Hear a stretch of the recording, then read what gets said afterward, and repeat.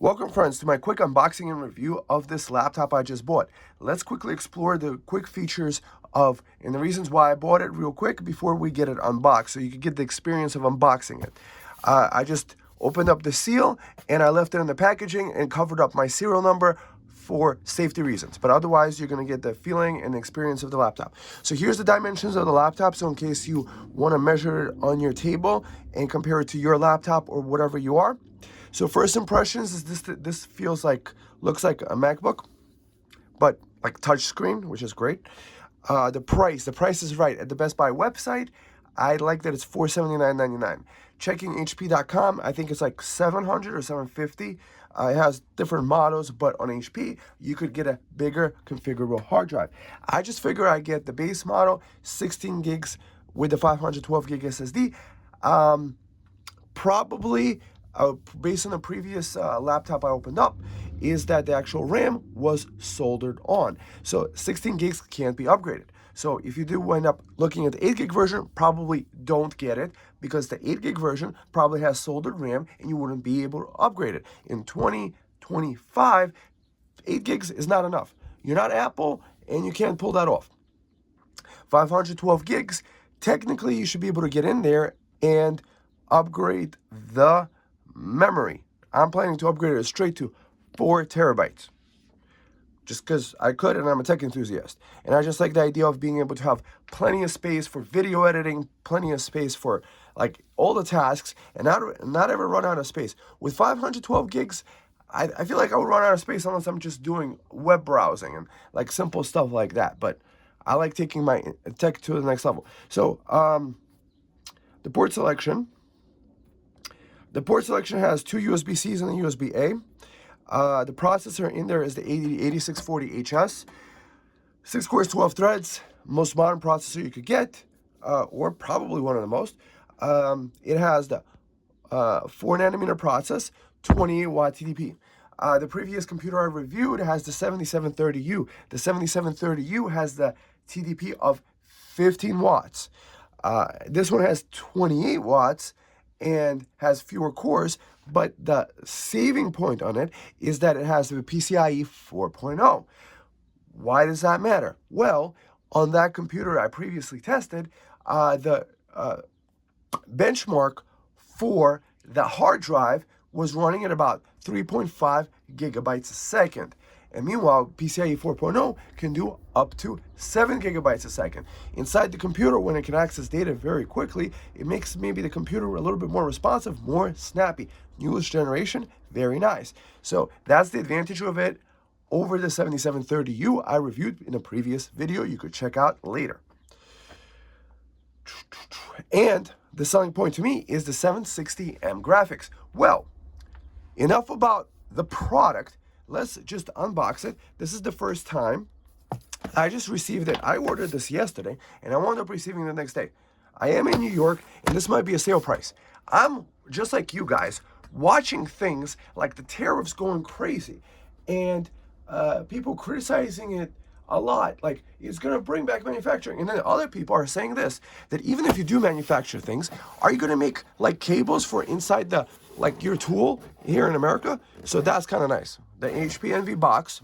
So it was just this thing to open. So I feel like they got some design cues from Apple.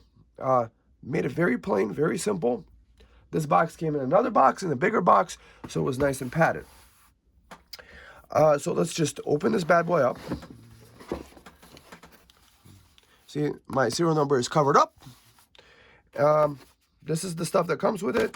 Has a cute little 65 watt power brick, which is nice quality. USB-C. I like this USB-C. And now, let's drop this on the floor. This paperwork is probably nothing important. Probably saying like, I'll visit the website for like warranty and stuff. Whatever, it doesn't matter. Let's get this part. This is the important part. This is the ASMR of the feeling of opening up a brand new laptop. So the previous laptop I bought, the HP Envy 7730U, I bought it for $350 used on eBay. Perhaps I shouldn't have bought it, but then that wound up actually from, oh, that's nice. Oh, that's nice. Wow. 1 second.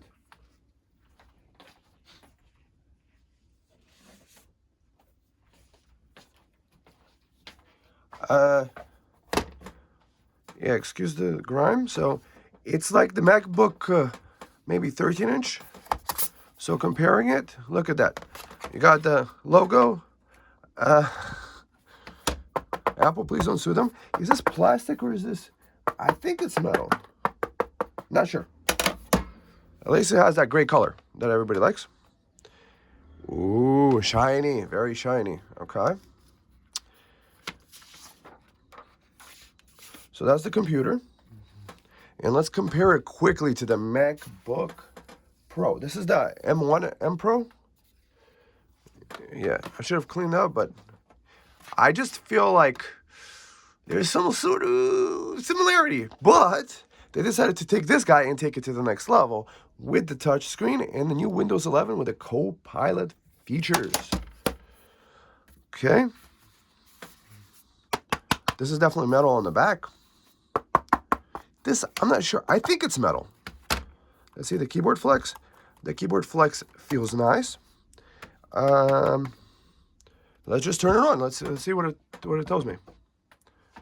Or it needs some power. Maybe it needs power. Does it need power? Let's give it some power. I'm ready with a power bank, energizer. Everything is dusty. We don't clean up dust here. What are we? What is this? A professional studio with professional things to clean up? Okay. So port selection. F1 jack on the right and a USB port. So that's kind of convenient. You could connect maybe your mouse right there on the right side. Use that. That's a very nice idea. Headphones probably like idea. You have the mouse and the keyboard connected. And on this side, you have HDMI and 2 USB-C ports. These are not Thunderbolt. These, I think, are all 10 gigabit connection ports. So let's get this guy connected over here. Yep. Connected like this. Oh. It is on. I think it's on. And then we turn it on. Yay! So booting up, it's taking 13 watts. So this is the first experience of getting it opened up. So overall, I am liking this. Huh. 58 watts now. I think it's waking up for the first time. That I do like that light up keyboard. The Mac Pro does have a light up keyboard, which is nice. That's a nice selling point. Okay, friends, so I'm gonna like set it up. I think I might have to log in with my Microsoft account, or I won't. I don't know. Like, can I log in without a Microsoft account? Maybe I'll just need it for the full experience of it. So I'm planning to upgrade it to a 4 terabyte drive. It uses Torx screws. This feels nice. That aluminum chassis is really nice. So it's not using more than 58 watts to log in. Microsoft. So first experience. Oh, nice touchscreen. Apple, come on. Copy HP for once, because they've copied you. Just copy each other back, and then you guys have all original stuff. Skip the layouts. Let's connect to the network. Can I do a network without like a thing? It's not letting me without a network. Huh. Whew. Okay. All right, guys. So we will continue this after I get it booted up into the operating system. You guys have installed Windows 11 and 10 before, so you probably know the experience. So first impression, this thing does look and feel quite nice. Okay, so see you in the next part in a few minutes. Okay, so here's the standard test that Linus does, crab rave. Let's see. Let's do loudest sound.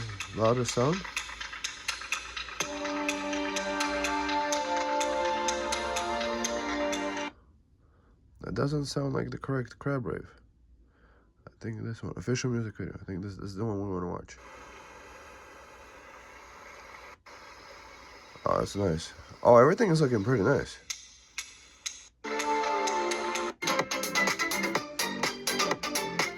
Okay. That's pretty loud and pretty nice sounding.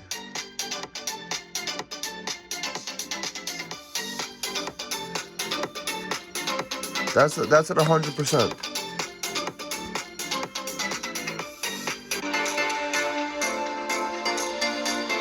And the music looks great.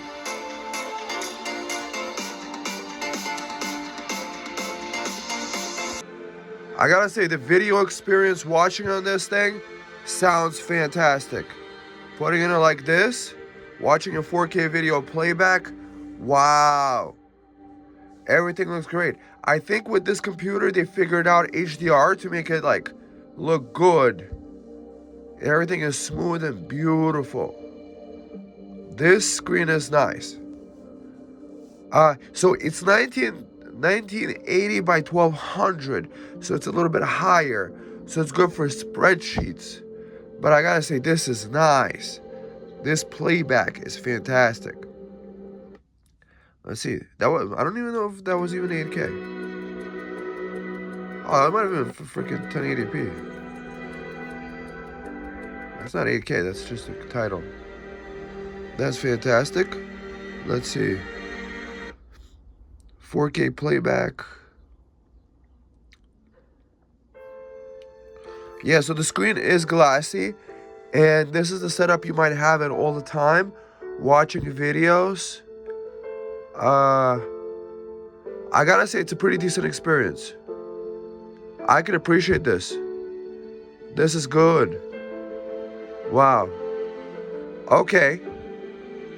So now let's see what kind of drive is in here. We're gonna install Crystal Disk Mark, run it, and see the speed of the drive that's in here. I mean, I don't know if you guys are seeing the crispiness. That's pretty nice. I think it's IPS, not OLED, but look, when it looks this good and sharp and beautiful, I can't say nothing. I do have the lights off because otherwise the glare, and with the lights on, it looks good for me, but from the angle you're watching, it reflects all the glare from the light above. So that's why I have the lights off, deep color. Let's see this deep color thing.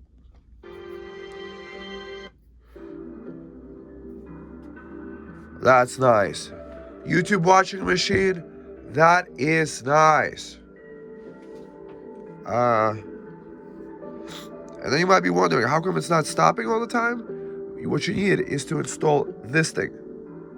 That's enough of that. So, that is nice. Looks great. I like this setup. You get the keyboard out of the way, and you just have it in tent mode. So, I might be listening to it. So, put a podcast on, put an audio on, so you get all the benefits of a tablet with the Windows experience. So that when you're ready to work, send an email, type it up, you can just flip it over and just type things up. I gotta say, playback is flawless. Out of the box experience is nice. I just installed the new Microsoft the Microsoft account. Probably got a whole bunch of telemetry, but they made a really nice experience. This is definitely on par with the Apple experience.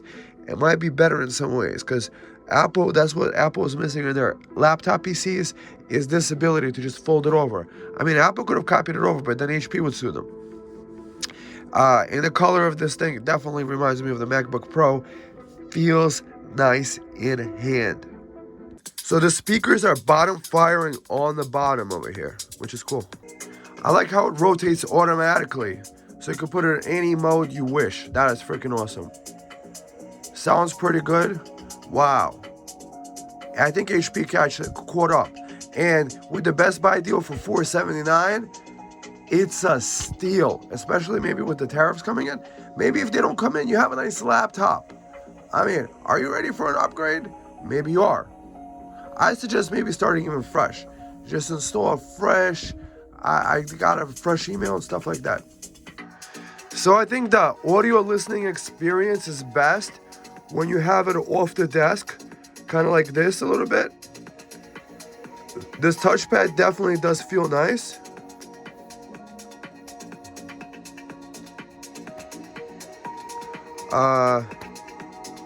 That's a nice experience. So because the speakers are bottom firing, I think it's definitely getting the best sound out of it. Interesting. So the crystal disk mark test actually shows that either A, the drive is an NVMe Gen 3 drive, or more likely the port is actually a Gen 3 port inside the laptop. So there could be two reasons for this. Maybe they decided to cut costs and maybe put an older port and reuse a motherboard, let's say from the 7730U. Or maybe if they're running it at Gen 3 speeds, perhaps the drive runs cooler. And I mean, I can't hear anything from this laptop. This thing is pretty nice. So we know that it's actually running at Gen 3 speeds. I've been thinking about putting a 4 terabyte drive in here. Having second thoughts about it maybe, because that's kind of interesting thing. So previously, if you watched the other video of the review of the 7730U, I seem to have had an issue with the screen rotation. First, the screen rotation broke, right? Like this whole screen rotating thing. When I installed Windows 10, I mean, it booted up fine, and then I tried fiddling around on the inside, and there was like a heavy-duty magnet on the inside. And let's see, is there a magnet in here?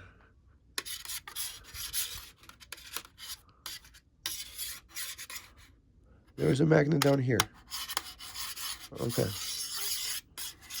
So there's one magnet, two magnets. Okay.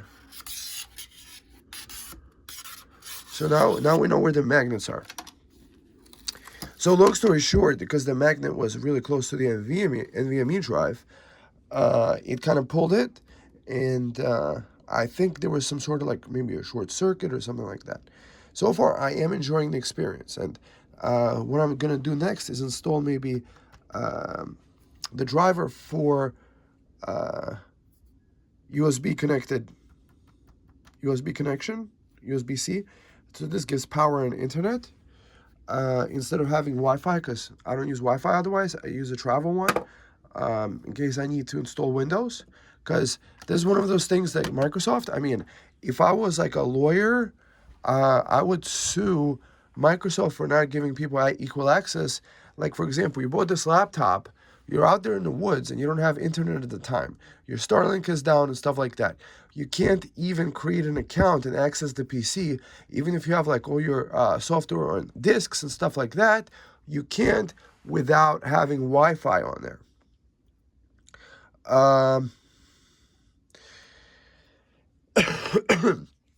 So Microsoft literally forces you to use their Microsoft account. Perhaps maybe there's a way to bypass it, but I just wanted an out-of-the-box experience, kind of like any person would getting the laptop. So chances are on the inside, everything is soldered except the SSD drive. So this is where maybe it's better than MacBook, because that stuff is soldered on the inside. I'm using this to blow my nose, by the way, not to do other things. Cold, so that's the interesting thing. Doing the crystal disk mark. This is certainly, oh, that's kind of interesting. I didn't know you could do that.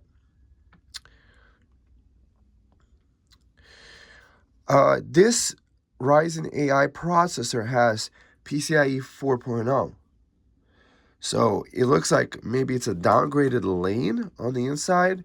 So I doubt that they would use a Gen 3 drive, because most likely they don't even make Gen 3 drives, or maybe they had a way to get some free, cheap or easily accessible 512 gig drives. I do know that the 7730U laptop, when I opened it up, the drive they used in there was a Samsung. Would I choose this one over the 7730U? Yes, hands down.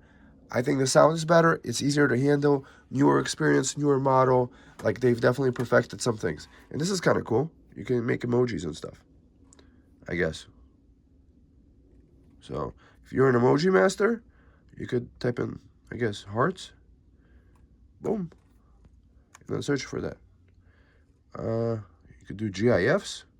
More. That's kind of cool. I mean, that's a cool key. Maybe a gimmick, but maybe better than what MacBook. That's why I don't use that MacBook. I use the bigger one. I have a 15.6-inch MacBook Pro, and I like that one. It sounds really great. Still, though, 15.6 the MacBook Pro probably does have better sound, but at the same time, Macs do have good sound, and their iPads also. Overall, this guy with the down-firing speakers, if you keep it off the table just a little bit, I think it's really good. So next, what I'm doing now is I'm also decrypting the drive. Why am I decrypting the drive? Well, I'm trying to clone this out-of-box experience, whatever is installed here. So here's my thinking, right? God forbid something happens, like, you're browsing the internet or whatever. I want to have the golden image of this computer the way it is before I log into all my accounts and stuff like that. It just has its separate email, separate new email that I created for it to get the Microsoft out-of-box experience. So this way, if I needed to, I could always plug that drive when it's decrypted in, because I think what happens is that if you have encrypted drive and you try to plug it in, it's going to say something is wrong, and also to duplicate it too.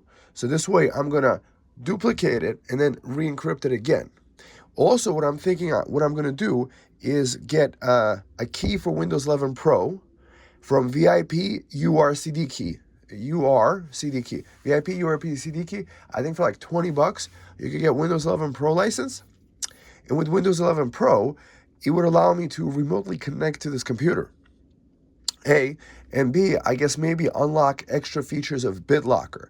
The extra features probably might include having like USB drives you connect to it, maybe to encrypt those. So for additional storage, I'm thinking upgrading this guy to a 4 terabyte, because 512 gigs in 2025, I just can't stand it. It's not even an option that they offer. And then you might say, like, will this void the warranty? Well, I kind of do have 30 days to return it if it doesn't work. These screws are normal screws. I'm going to do everything safely. I'm going to make sure to pull out the battery so there's no, like, electricity flowing anywhere before unscrewing the drive and then putting the cloned drive that I just cloned from the golden image into it. And then I'm going to have a 512 gig drive of the original HP, and let's say if I wanted to sell it, I could just put that drive back in, and or I'm probably not going to sell it. I just like the idea that if I needed to clone that, have a cloned Windows right for this computer to restore it. Let's say something happened, I could restore it to a new drive and continue the experience, because I do like the out-of-box experience. They tuned everything really nicely. And I'm just really liking this experience. I do feel like this is very Apple-esque with like all these nature scenes. They do have a biometric security feature thing. You can turn off the camera for privacy, but I think Windows 11 might still be spying on you. I just watched the video about like all the privacy features you could install. Like you could make a local account and stuff like that. Or maybe I would just use the web account. Clone the drive, re-encrypt your drive. I like the idea of being able to like keep a copy of my files with me. So let's say I'm traveling, I have bad internet connection. So all my docs, all my like PDFs, anything I need quick and easy access to, I could just access it here. And then there's a thing called Nextcloud. Use that to synchronize between the server. So anytime this computer is connected to the internet, like let's say Wi-Fi, it could back up all the data that I create on this computer through that folder. It's kind of like a Dropbox, but your own, that you own. And this way you keep it out of the greedy hands of Microsoft and not use their cloud to upload your pictures, all your information to train their AI model for them to, I don't know, like what they're using it for, but I prefer to try to take as much control as I can. We are still using Microsoft Windows. So there's still going to be like, trying to tell you, Ella Isaacs, what is this? I didn't ask for markets. Like, Can I remove this? I don't know. So far, so good. Very intuitive experience. I don't like that, but I do like having the music playing very nicely. Everything just sounds good. Let's see, like get the music going.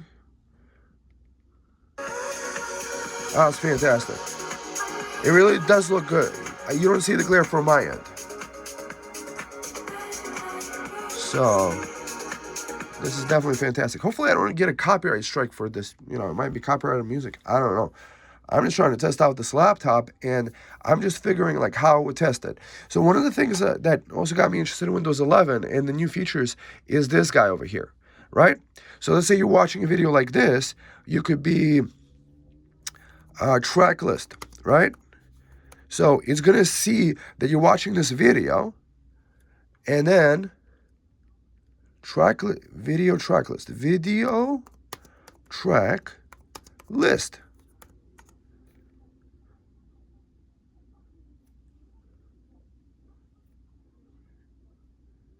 Okay, so normally I was watching a video. I was able to get a track list of this guy, but I guess it just copies the information from down here. So maybe it's not something special. You could be like summarize video. You could be like summarize. So summarize video. Hey, Chad, what's new? Summarize video. I can't watch or summarize video. Wow.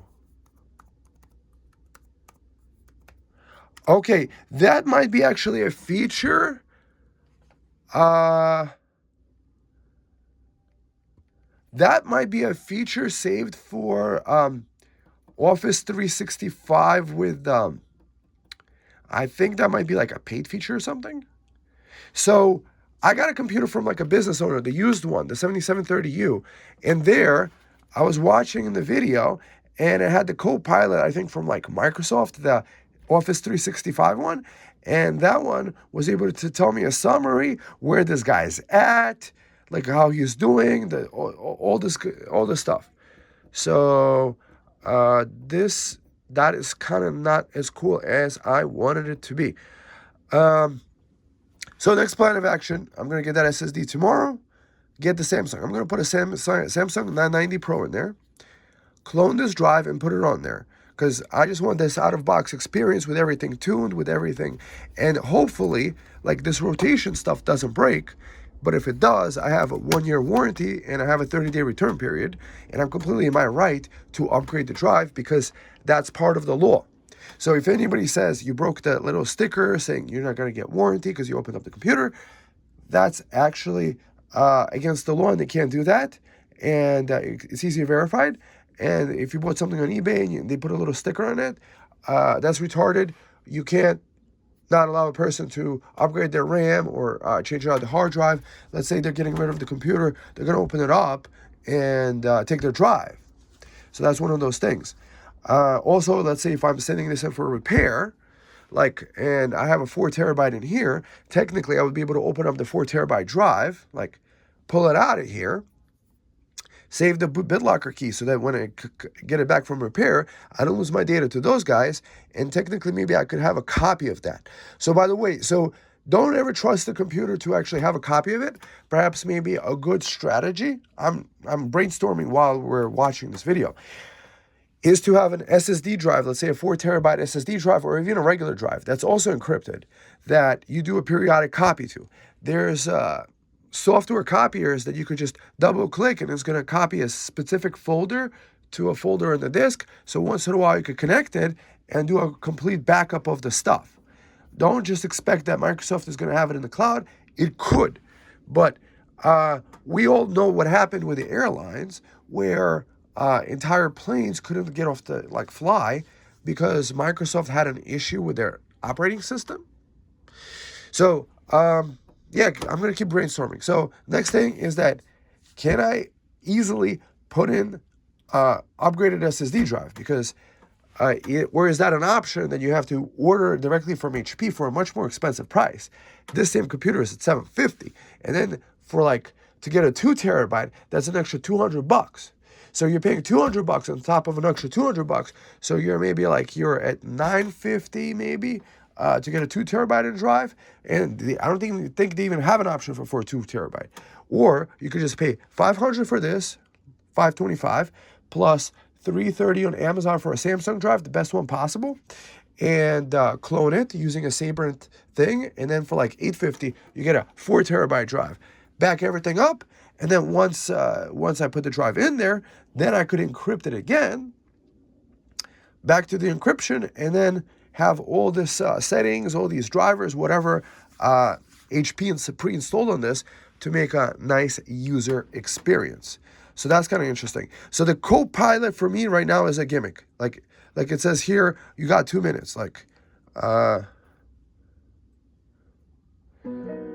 is Copilot any good? Solid. What's been on your mind lately? See, like, what is this? This is retarded. Like, hello? Here. What's your purpose? What can you do for me? I'm here to chat, provide info, and keep you company. We can talk about anything, news, your interests, or random facts. I can answer questions, brainstorm ideas, or just have a good old combo. What kind of see this 1 minute. So after a minute, is this gonna stop, or do I have to pay more? Like, I don't want to talk to you. I don't like your voice. You're gonna keep the.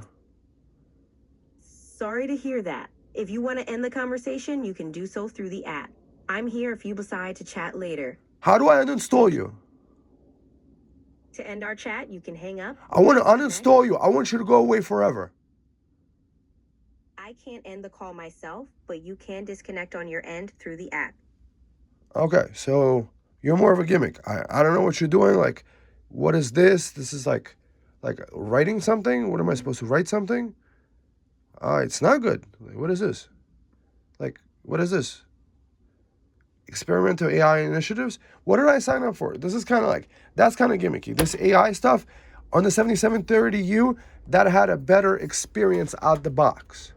So once I get that repaired, I might enjoy that experience and maybe clone that drive and maybe put that in there. Or maybe I could put the drive from the 7730U that had a better AI, like chat support. I don't know, like maybe better out of box experience. Anyways, I keep talking, and let's just get a 4 terabyte drive in there and see how it works, and see if it actually could work. Sometimes you get a better experience when you just buy a used laptop. If I would have not opened it, and needed a repair service, that laptop would have been better, and I would have never bought this one. But it's probably an upgrade, and I'm going to figure it out. I'm going to tweak this Windows 11 stuff to make it suit my stuff. I just really do like this touch experience, and overall, first experience it's good. So right now I have it running off the internet. So this is the difference I want to show you guys, right? So, oh wow, okay, so see, it does jump up. Okay. Let's do.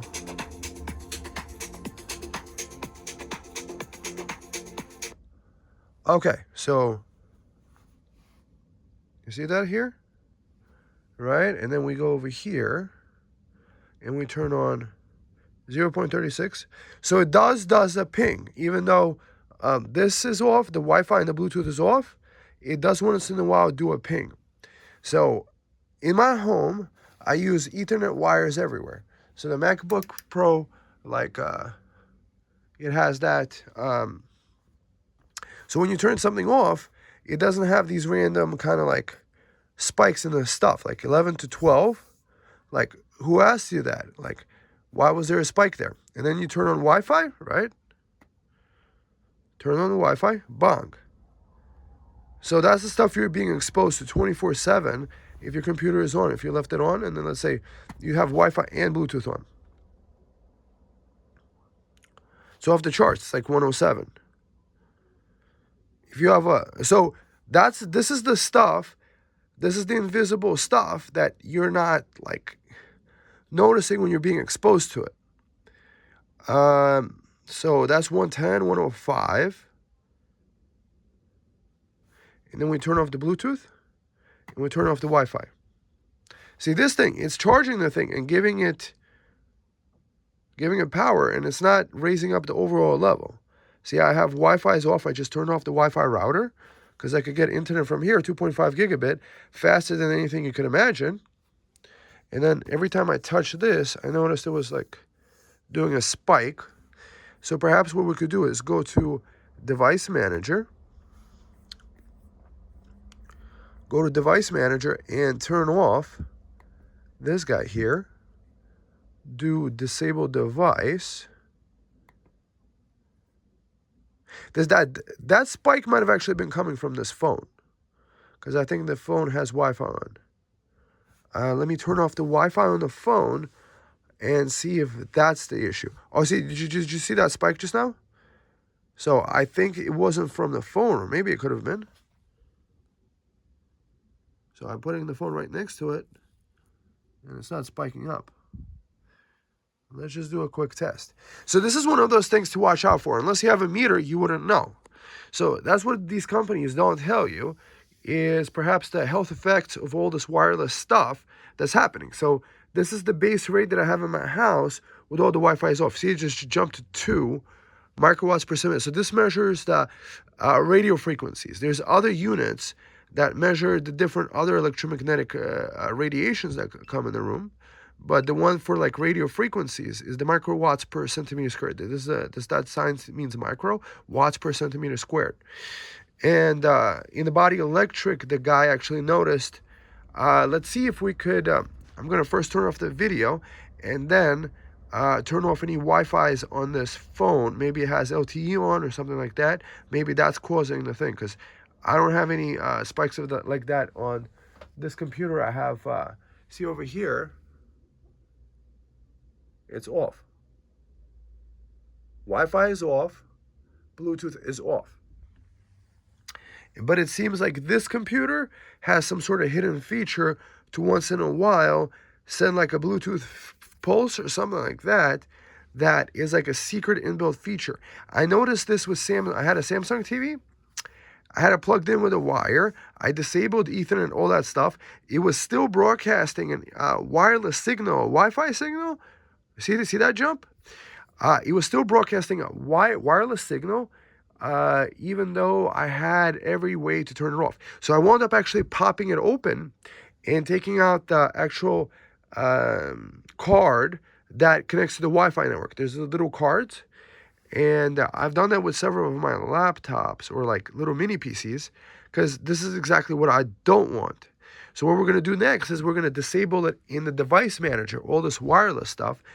See that jump? I don't like that. I don't want to be using the computer, and once in a while, even though I tell it to, like, hey, I don't want Bluetooth, and this is all violations, but because there's no lawyers that actually work for the people, they all work for a thing called the British Accredited Registry here in America. Why is it bar? Like, why is it a British and accredited registry? Because I think it's like something to do with maritime law, but that's a different rabbit hole.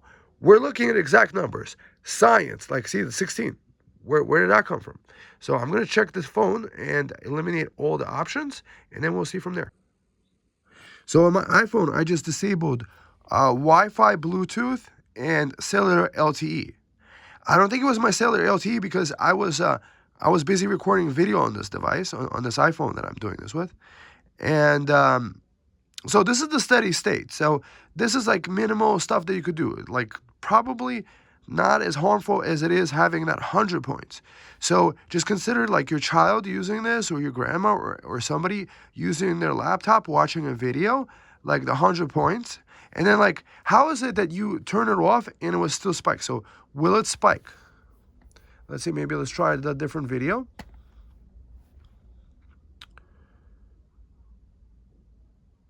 Okay. So it looks like we don't have to like disable anything. So it actually might have been the phone once in a while spiking, even though I was recording a video on it. Like, why does it need to send something back while I'm making a video? I don't want to be interrupted. I don't want to use that extra bandwidth. So we're definitely not noticing anything extra coming out of it.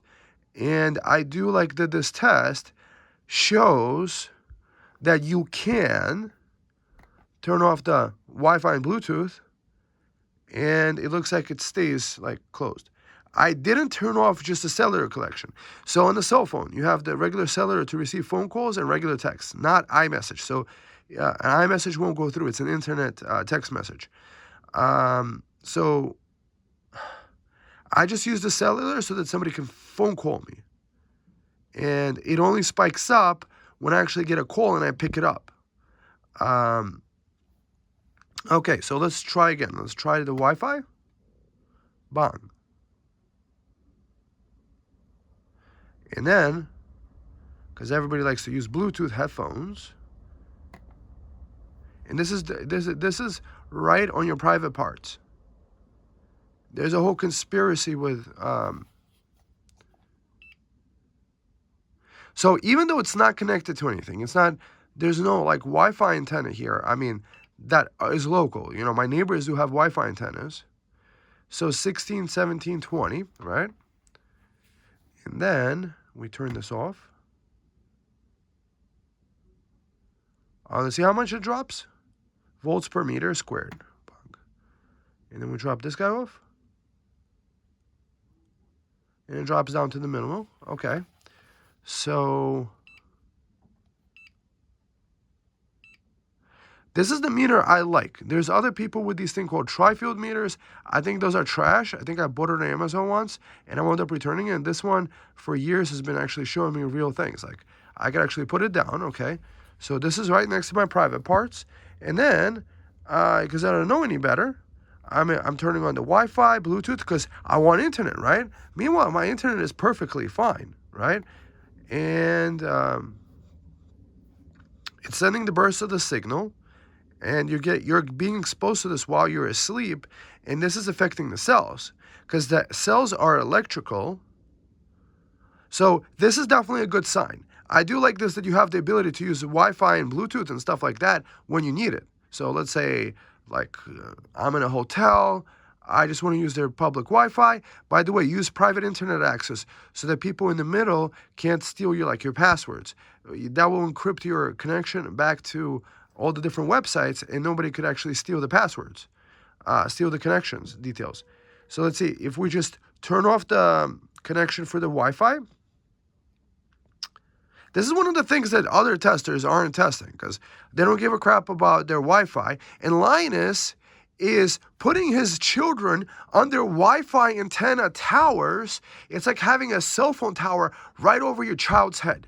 Like, this guy is going to be punished by God. Like, that's what I think, you know? And hopefully not. Like, hopefully he changes his ways, like, figures it out. But this is definitely tested. And then if you could test this, if somebody could be like, okay, so we put a little animal to there, like, oh, no animal testing, but it should be tested on my private parts or your private parts. There's no limit to this number. There's no specific limit. You can't call the government and be like, hey, it's doing 60 microwatts per second squared, centimeter squared. Like, there's nothing you could do about it. There's nobody to call. There's no regulation to it. And this is why I use Ethernet connecting.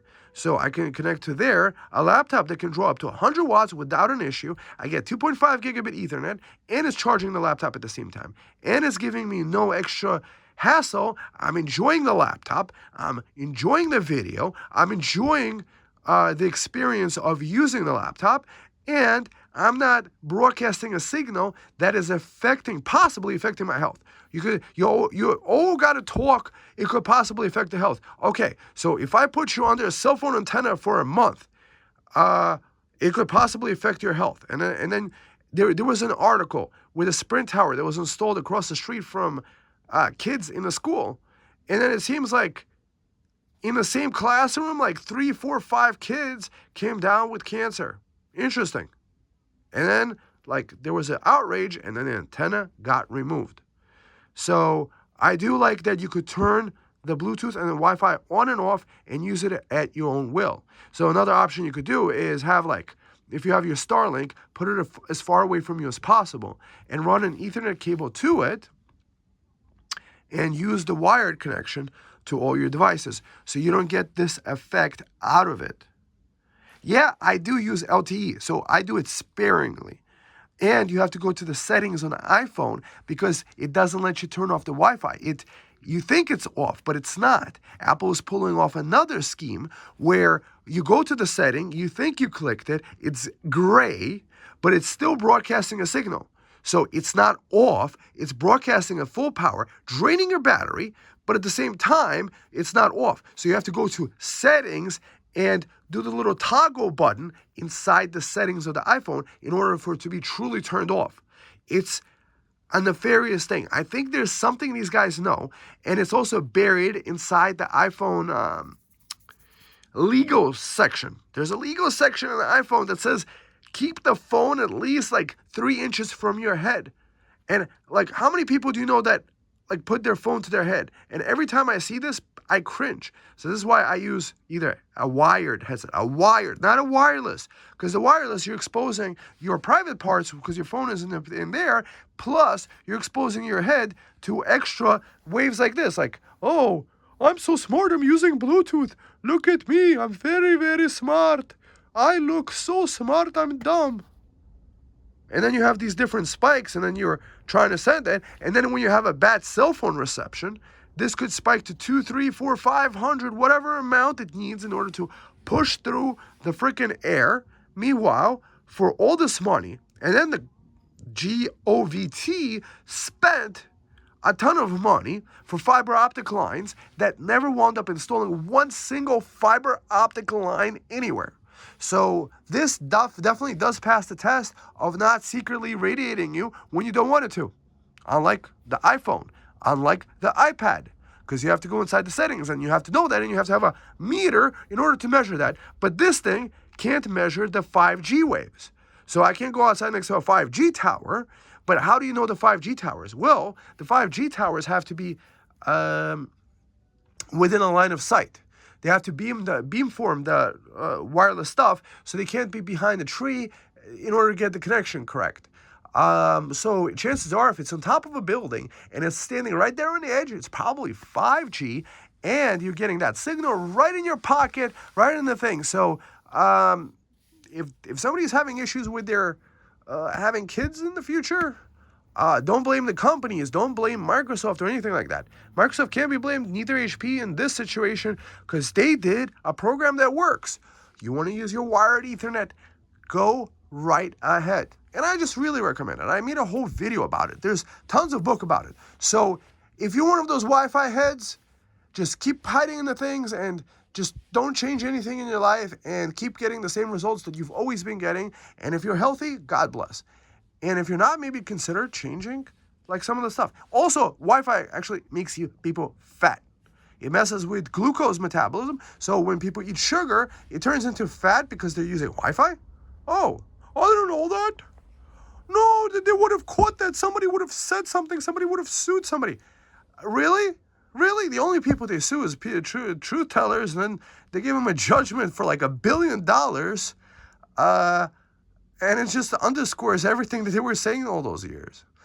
Okay, enough ranting about that. So I'm happy about regarding that with the laptop. So I guess the only thing that we have left is perhaps, I'm not going to do any games testing, but this thing can do games. Like, for example, it has the 760M graphics. So for games testing, you could just do 760M gaming. Bang. And then I don't have to do the game test. You could watch these guys. 7640U, I guess, close enough. See the games playing. Bang. And then you have this guy, 7640. And it could be getting, so you could actually be getting decent gaming performance from this. And that's the gaming chip in there. And they give you 3 months of free Xbox like online subscription. By the way, getprivacy.com. So you could create burner cards so that they don't charge you forever. You could have it like cancel, or you could just cancel that card so they don't have your card. 60 frames a second it could get? Really? Wow. Cyberpunk. This is a very heavy duty card to run. So Shadow of the Tomb Raider. Let's see what we got here.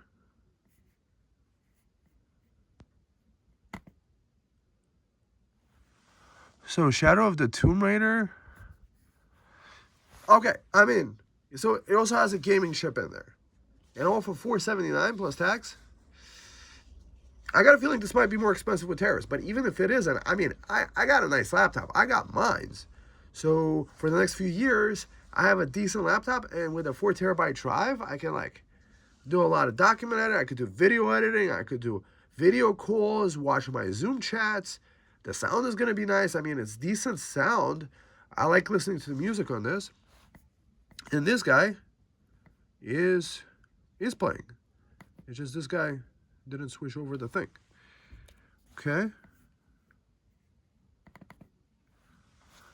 Just cause 81 frames a second.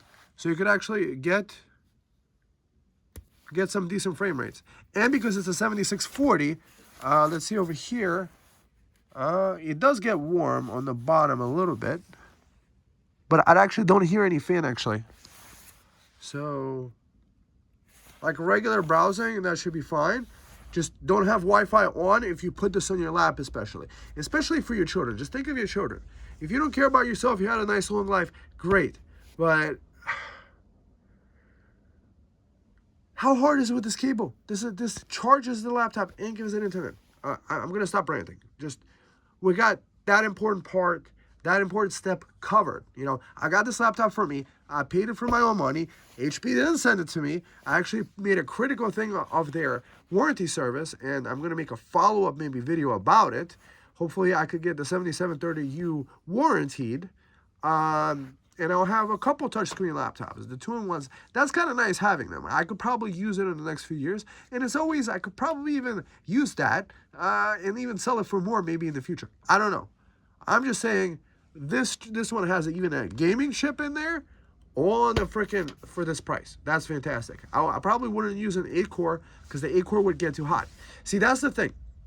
When you look at the TDPs, right? This part over here, 28-watt TDP. That's much easier to cool than 8840. I have an 8840, and that's a 54-watt TDP. Yes, it's a stronger chip. Yes, it's 2 cores more, but it probably uses like double the power.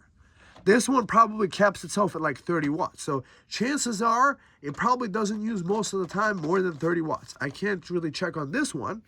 But I think the maximum power input that it could take is actually 65 watts. So easy to charge via USB-C. And this is the one, this is the laptop I'm going to send in for warranty. Put it side by side. That's kind of nice too. This 15.6 is pretty impressive itself. Oh, that's nice. That's the feel. That's what the aluminum chassis sold me. And this has a last gen processor, but it does have an 8-core and a 15-watt TDP. And it also was running kind of quiet and cool to the touch. This one's easier to do traveling with, and this one's more of like a media experience. But I think this one, sound-wise, is better. So we're actually getting a head-to-head comparison regarding that. And let me see. Maybe I should just do Crab Rave first on the MacBook Pro, and then do the Crab Rave on this, and then we'll see it kind of like standing right here. Probably one-to-one comparison.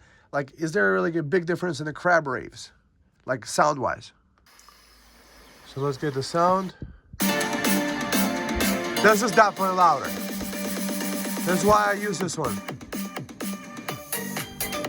This is definitely the experience. The media watching experience is better on this guy. Now, quickly, since we listened to that, let's do the Crab Rave on this one. So this is the loud volume it has. It's still decent. I'm just saying, like, it feels like on this computer that the blacks are just a little bit richer. It just feels like a little bit more contrasty with this out-of-box experience with this one. So I think they did something with the monitor. I don't think it's OLED, but it just looks really good. Just look at the inky blacks. That's nice. And look at this. Maybe it's because it's bigger. Maybe I'm comparing it, but this just looks way nice. So I would definitely give this an A+ for my experience of YouTube watching. So I guess last thing is upgradability. Can I put a gigabyte, 4 terabyte drive? Will it work? Will all of it function, or will it break and I have to return it? Hopefully, it's gonna be. I'm gonna use it and it's gonna work perfectly. And yeah. Okay, friends. I'm making this quick video to help those that have a Windows 11 Home Edition computer, like this HP laptop that I bought. It had Windows 11 Home. Then I bought a Windows 11 Pro CD key from a legit, reputable website for a reason, really like between like 20 or 30 bucks, something like that. Long story short, when I was inputting it into the Windows Home key, it said change key here. I would type it in and it said doesn't work. And I'm like, did the key not work?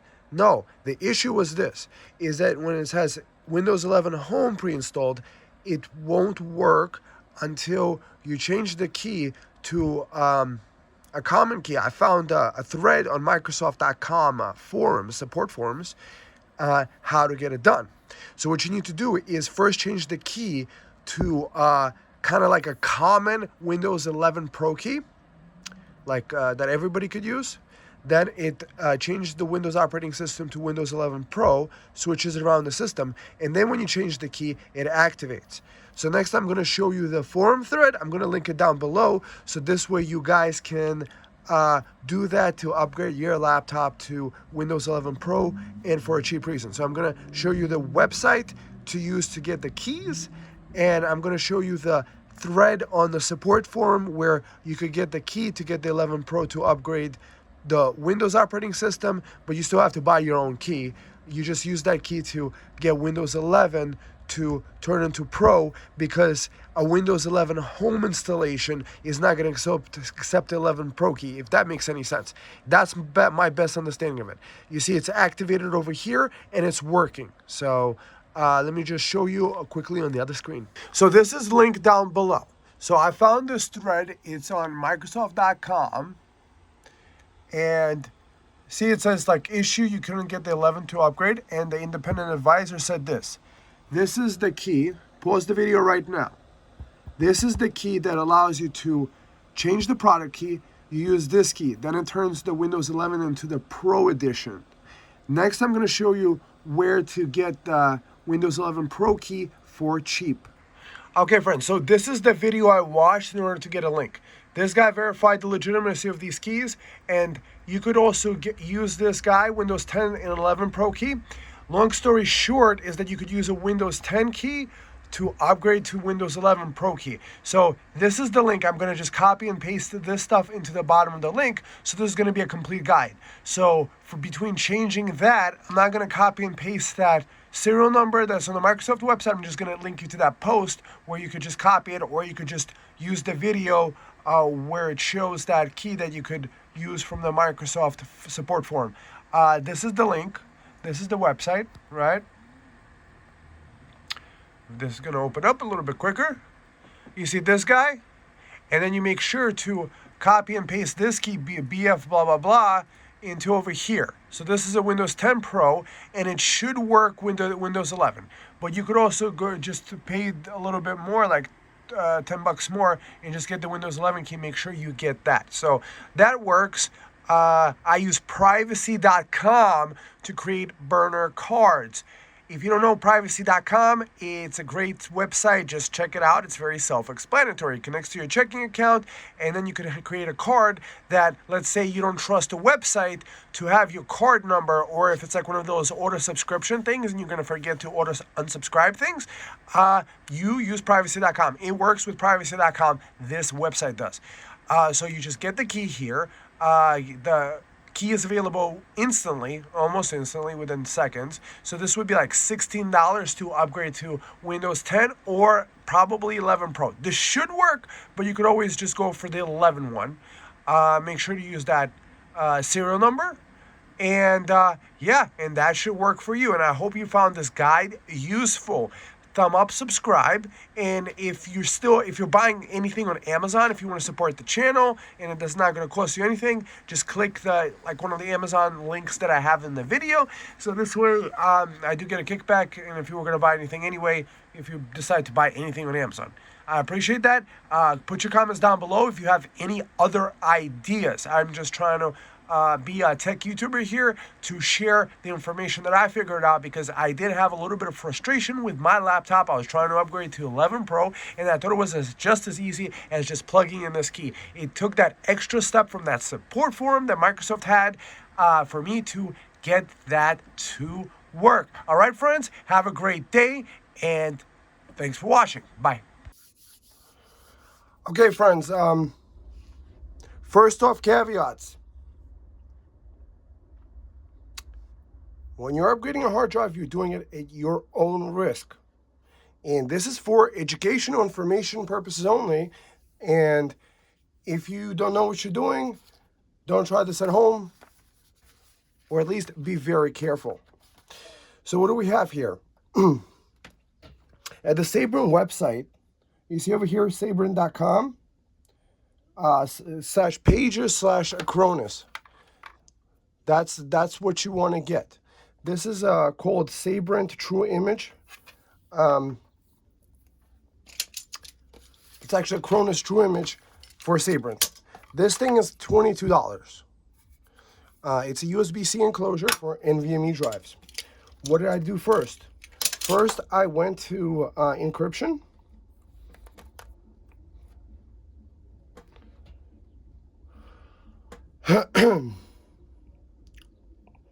So encryption, let's see, BitLocker, let's see, maybe it's BitLocker, manage BitLocker.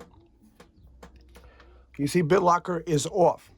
If you have Windows 11 Home, there's a little knob that you could turn off the encryption. Your cloning would not work unless you turn off encryption, at least according to the video I watched. So what is the plan? The plan is to safely and securely upgrade this computer from the standard 512 gigabytes to a 4 terabyte Samsung NVMe drive. Why did I choose Samsung, even though it's like $50 more expensive? Well, how much is your data worth to you? So this 4 terabyte drive, it's about $300, yes. But I want the most powerful, most positive reliability possible. According to Amazon reviews, just as highly rated drive is the WD Black.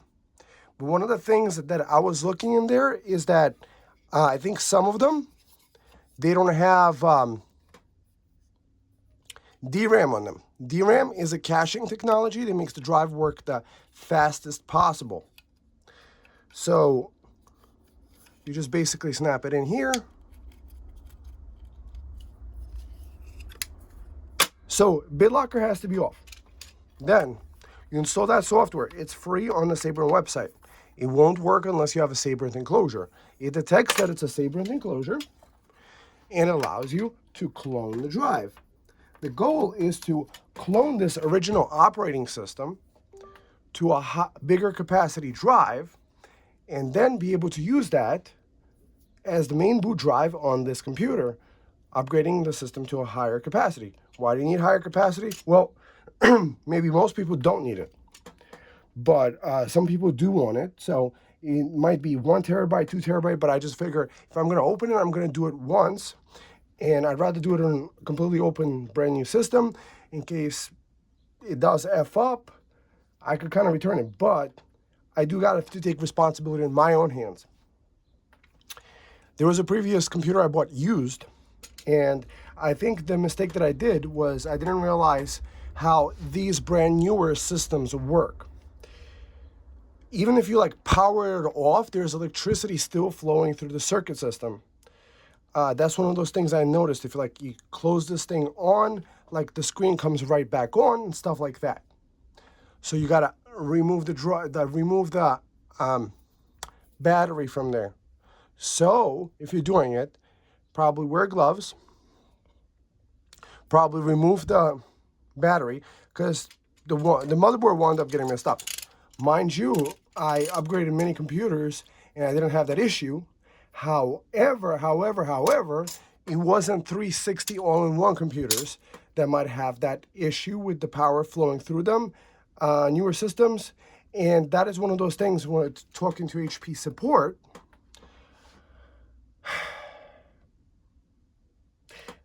Let me put it to you this way. Better you do it safely. And that's why this caveat, I'm not telling you this is not a guide. This is more of like educational entertainment and entertainment purposes only. That if you remove the drive and you do it securely, then you could probably easily upgrade it. So this is the way that I found that out. There's a lot of other people that use things like Clonezilla. I just find it easy. I just get their Cronus, I just get the full software, and then I use that. Okay, so I'm gonna stop ranting from now on, and I'm just gonna run this program. Let's do Cronus, and is it on already? It is on already. Installation complete. Okay. I just want to agree to the agreement. What are we agreeing to? We just don't know either. I know. We go to Tools. We go to Clone Disk. And now over here, you do automatic recommended. That's probably the easiest one to use. That's the one I always use. So the main drive is this one. And this drive is not initialized. It looks like this one is not initialized. So what we need to do is, I think see it says not initialized, but it still found it. Great, so I don't have to do much more. So just open up from the brand new pack, put it in there, connect it here, press next. Then what it does is it locks the drive, and then it starts cloning the stuff. So once I have a clone, I'm gonna have this operating system that originally came with the system. So two benefits: A, I have more space, and B, I have a drive that I could completely put back in there, and I have it logged into like my like banking or like other things that are sensitive information yet on this computer because I wanted to upgrade it. So this way I could always revert to this drive, and then if I need to sell it or if I need to send it back, that's one of those things. If you're getting warranty support, the warranty people at HP said that they don't care about your data, that what they'll do is they'll actually just wipe your drive clean. So if you expect to get your data back from HP after support, you're not gonna get it back, maybe. Or maybe it's a 50-50, it's a toss-up. So you should do a backup, practice safe backing up.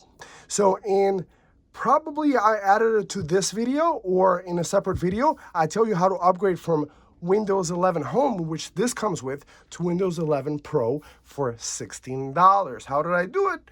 I go through the steps a little bit earlier in this video or in a separate video. I just might actually cut up this video into a few separate parts to make the useful components to be usable for other people in the future, to make it more accessible to other people teching and YouTubing.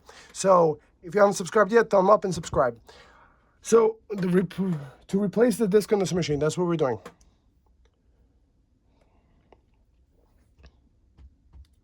So remember, we had to unencrypt it. So you could do this with Home, but I first upgraded it to Windows 11 Pro, and then I decided to clone it then. This way, if anything, I always have a golden image to do it. God forbid there's like a virus or an image or something like that, I could always pop this drive back in, or if anything, I could take this guy and clone it back to that drive using something like Hiren's boot CD, Hiren boot CD, so you could load up, boot off his USB drive, or you could just put this back in. So it gives you an option. You have the original like operating system. That's the idea. I want to keep the way that HP like set it up with all the drivers and stuff like that. I want that out of the box experience that I could always go back to if I wanted to give it away, sell it, or something like that. I could just keep my data, the 4 terabyte, or if I'm sending it for repair, I could just throw in the 512 gig back in there. Make sure to always unplug it, take out the battery, disconnect the battery, wear gloves so that you don't ESD and stuff like that. So I'm kind of like repeating myself. I think I messed up one computer, not doing it the correct way. So I hope you guys can appreciate it and learn from my experience. I mean, I didn't have to make this video. I could have just learned for myself and just enjoyed this experience. But I'm documenting it on video to add to the tech community, to add to the people that love their tech and that want to upgrade their tech. Just think about it, like what a great deal proposition this is. This computer is $479 right now on sale. Maybe it's a $900 computer, great. Maybe after tariffs it will be $1,500. I don't know. I'm just gonna enjoy this computer right now. So I just like that it's a very low price to get into it, but for a low price you do only get home. You want the Pro because you want the BitLocker. BitLocker is really cool because you could connect external hard drives, make them encrypted so that if somebody stole them or found them, they wouldn't be able to access the data. Only you can access the data, which is really, really good. Same idea with the BitLocker. You could also encrypt your C drive.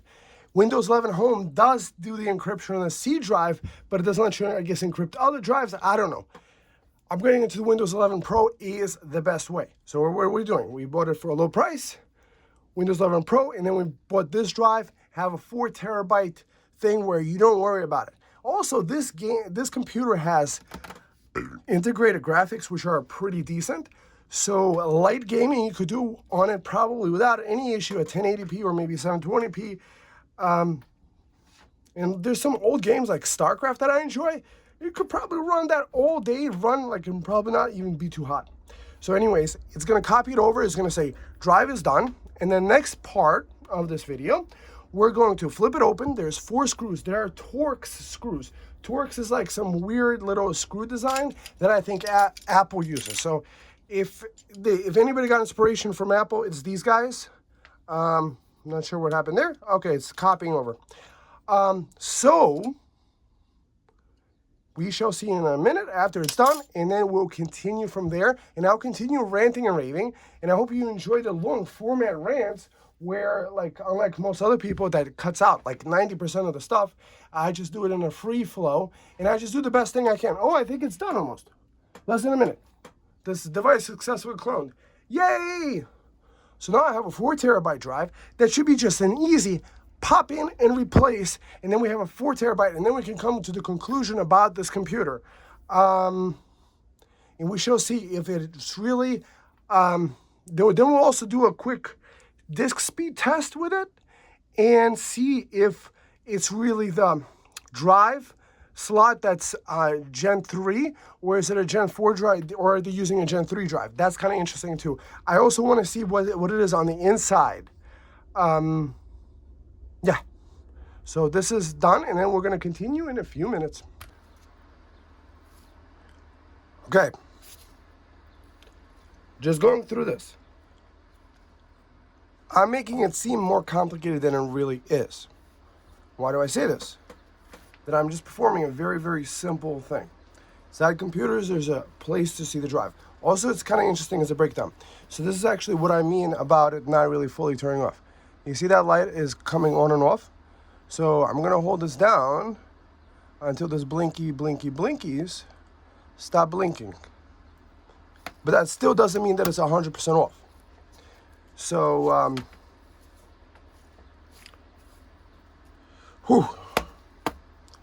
I've done this many times. I've upgraded many computers, and it's simple. So what is there to watch out for based on my previous experience with 7730 UHP? There are magnets, like see over here, there's a magnet over here, and there's a magnet over here.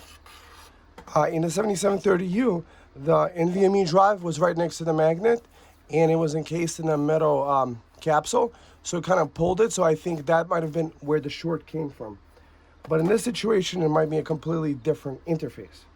So, what are objectives? First, we open up the 4 screws. Okay? By the way, guys, if you do this, please be very careful. But once you're able to accomplish it, it's using the Torx, the T4 Torx, whatever you can pick it out of the. There's the iFixit toolkit. I really like it. Has a little tray. I like it better than the Linus Tech Tip one.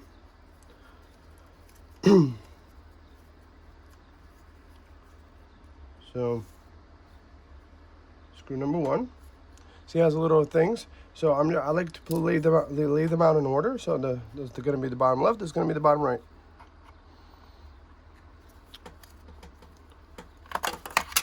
This should be a very, very simple operation. Pop open the case. Disconnect the battery.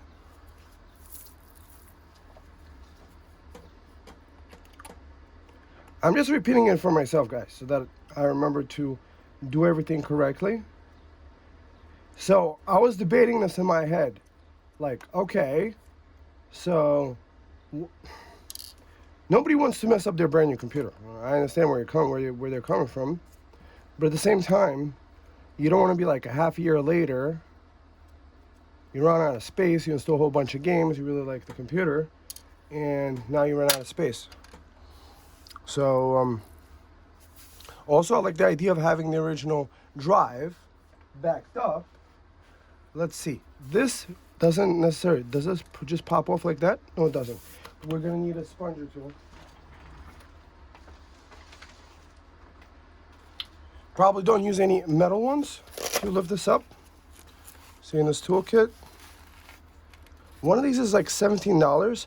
By the way, guys, these prices, like in a year or two, when you guys are watching this, we're gonna be laughing. $17. It's actually $117 now. So hopefully that doesn't happen. You know, of course, I'm rooting that, you know, all the wars and all that stuff is gonna get ended. But that's one of those things. See, I come from the philosophy like this, that if nothing happens, I have a nice, wonderful laptop that I'm enjoying for many years. But if something does happen and I can't buy the laptop, so there's usually kind of like a bracket.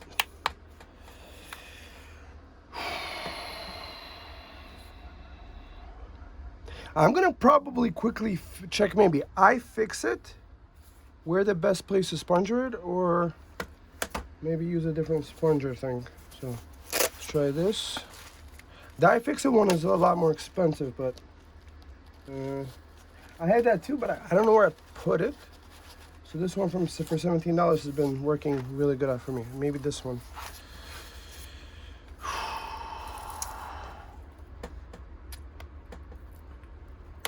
What I'm happy about is that once I do this right, I only have to do this once, which is good. And then you might wonder, like, oh, is this like kind of...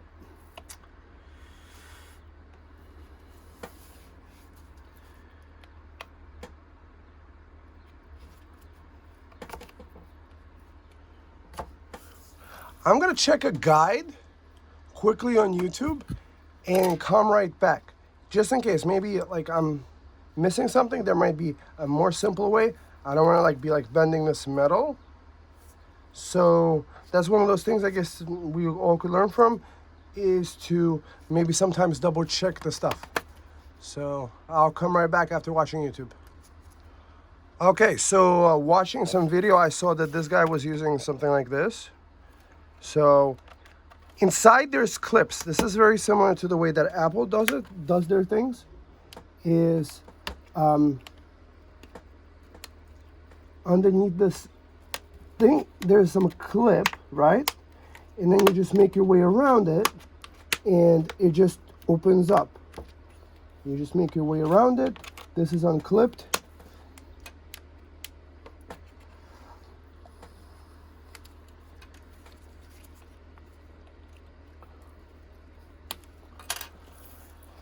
Got to be careful with this. Make this way around.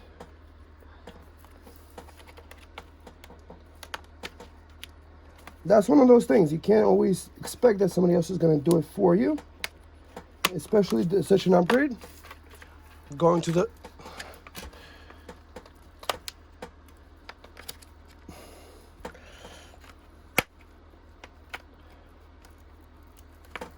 Got to be careful. You got to be very careful. but it's very simple. So we're using the plastic one so that we're not like scratching or bending something, because, okay. So now we're in the inside. Thank God. Okay. So this is what the inside looks like. Date code, features, keyboard type, build. So this is probably for the builder, the stuff.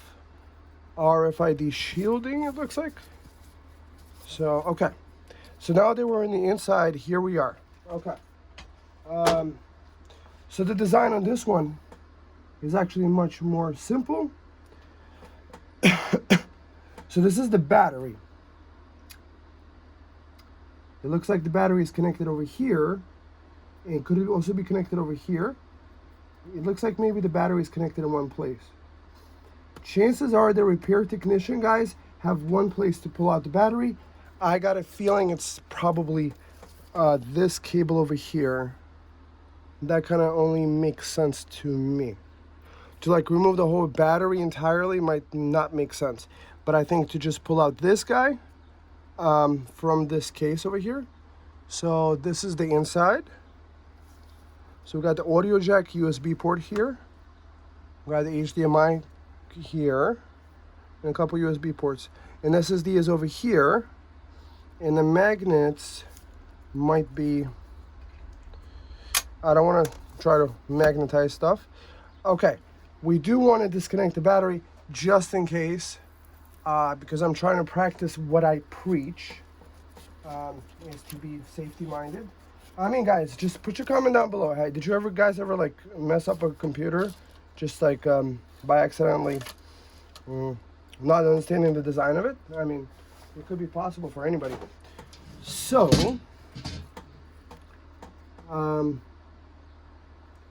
this thing over here, it doesn't look like it's connected to the battery. It wouldn't make sense that it would be connected in like 3 places. This looks like it's the only place that it is connected. So, what tool can we use for that? What tool can we use for that? So we have this tool. And then we have to be... let's not use a metal tool there. Let's just kind of like pull in this. No, that doesn't let you do that. What about over here? This guy's connected. Okay, so we're just going to remove the battery. We're going to remove 1, 2, 3, 4, 5 screws, and then just disconnect the battery, whatever it takes. We're going to take our sweet time here.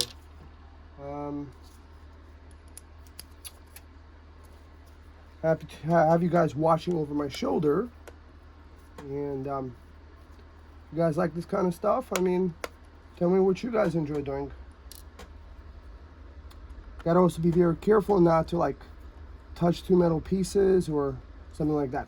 So that's one of the things you gotta realize about this laptop, is that its RAM is not upgradable. It's still better than Apple. Apple wants to charge you like $800 for like a 4 terabyte drive, or like $4,000, some ridiculous amount. Their base model computers are often like 8 gigs of RAM. So it looks like it's using a little tiny screw everywhere there. That's a standard one. And it gives you the HP model number of the thing. And yeah, so we're going to remove that. We're not going to try to save time, because sometimes doing things fast is actually doing things slow. Doing things slow and deliberate is actually doing things fast. Oh, okay. And that got me interested. Okay, that's the Wi-Fi module over there. Okay, so it looks like all these chips. And the magnet is over here. In the previous one, the magnet was right next to the drive, and then that kind of pulled this metal thing on top of another thing. So this guy just pulls out like this lithium-ion battery. And where is it? Where else is it? Oh, on the bottom here. It's connected more. Okay, gotta be careful here. So it looks like these magnets over here, here and here, are to keep the lid closed when you're watching it as in tablet mode. Okay, is that it? Is that all of them, or am I missing something here? Is it magnetized to it? What am I missing? Okay, so I just pulled out this battery, right? And now that it's pulled out like this, I could probably disconnect this cable like this. Okay, so now that the battery is disconnected, so the battery is lithium polymer, 11.58 volts, 59 watt hours. So it's a 59 watt hour battery. So that probably is going to keep this computer running. If it's a 28 watt TDP, like if it's running full blast, so like probably 2 hours. So now that we have the battery removed, now we could check out what else is on the inside. So we got a magnet on this side, magnet on that side, the CPU cooling system, heat pipe over here. It looks like the CPU is underneath here. This thing brings in the cooling through the bottom over there. And it does maybe have some sort of like an exhaust path that way, maybe. Okay. M.2 through times 3.5. Okay.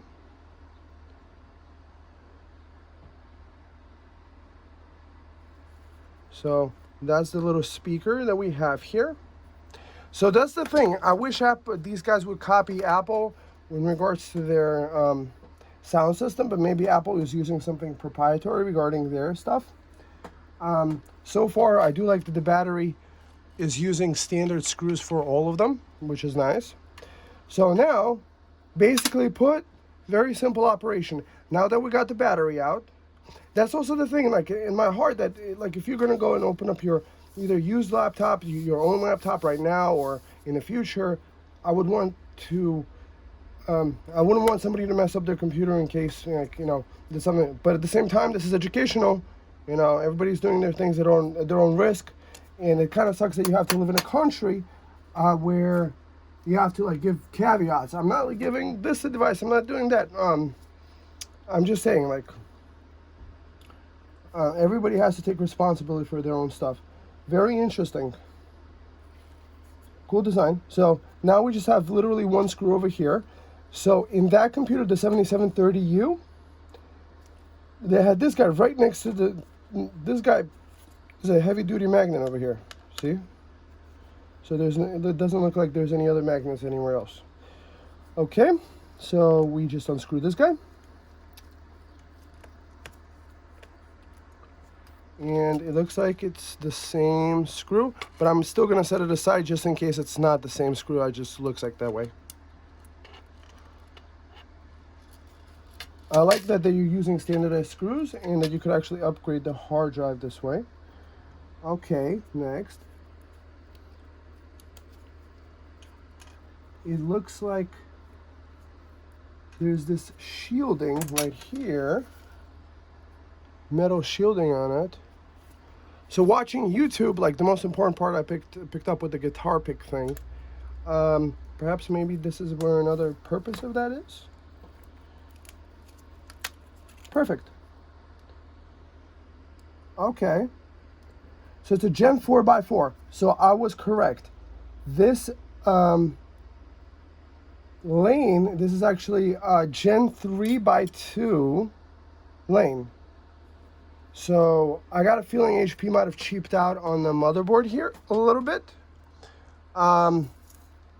Here's my reasoning behind it, is that probably there's a more expensive model of this, maybe the 8-core, that they're putting in the full one, because the drive, this is a Gen 4x4, so it should have actually ran at like 5 gigabytes and higher transfer speed. So literally one little screw over here, and then we replace it with that, and then I put everything back together, and it should work as intended. We pulled out the battery, so there's nothing that could get shorted, nothing like that. There's no crazy stuff that could get pulled over here. The design of this is definitely improved. But mind you, that was a 15.6 inch. That was a year and a half older, so this is a newer model.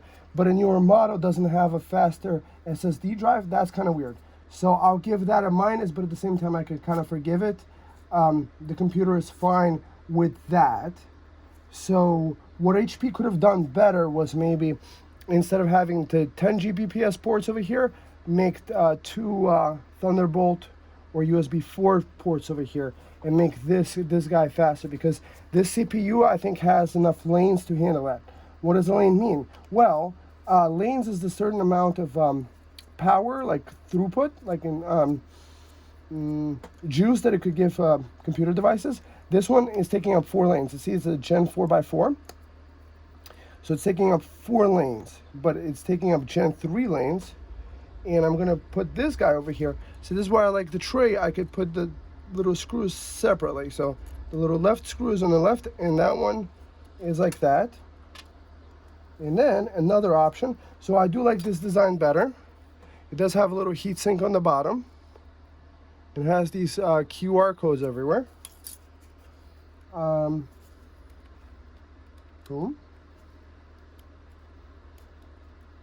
This guitar pick thing is actually my new friend now. Okay. So I do like that they use brand name SSDs. That's really cool that it does have a 512 gig Samsung SSD in there. That's cool. And because we actually unencrypted the drive, this one is a great perfect backup drive because it's already updated to Windows 11 Pro in here. So in case I am selling it, giving away, I could always put that back in, and I'll know how to also. And then I take this guy. I'm not planning to actually sell it or give it away, but it's kind of nice to have that backup in case something happens. I could restore from the backup. It's always good to back up. And this is also a Samsung SSD, 990 Pro, 4 terabytes. So we increased the memory by 8 times, sticking that in here. Fits right in there. Okay. Snaps in. This gets lined up over here. Let's get this guy in. Yeah, it's kind of interesting. Like us computer people, we enjoy, well, at least I enjoy content like this where I could actually see people, installing things. Very interesting thing. This is an interesting design HP does, is to put it in a metal caddy. Perhaps it does help with the heat dissipation and keeps the drive from getting interfered with. Not really sure. So this guy gets placed back on here, nicely and comfortable. I bet at the repair service center that the technicians probably, do short circuit some of their stuff, at least when they're new. And yeah, you always have to be careful. So that's the one thing I learned, is that with these laptops, don't rush. Just pull out the 5 screws, get the stuff. So it looks like the drive got replaced. This guy gets put in somewhere safe. And now we take the battery and put it right back in. Right here, here's the battery. It's this way. Take this guy like this. Plug it in. I think also the design that they made it is that they didn't make it too easy to unplug it. I could have just probably done that. I could have just, see in the future, guys, maybe just pull this up a little bit and just maybe unplug it with a thing. I don't want to mess anything up. So better to be safe than sorry. So boom. And then I guess like this, line it up. All the little screws look like they're lined up. Now, let's get all these guys in there. Put your comments down below, like how many laptops have you guys opened? Is this going to be your first time? Should you decide to open one on your own because you got the idea yourself and you wanted to upgrade it? Tell me what you guys think about if you got a computer, that probably the best time to upgrade it is when you first got it.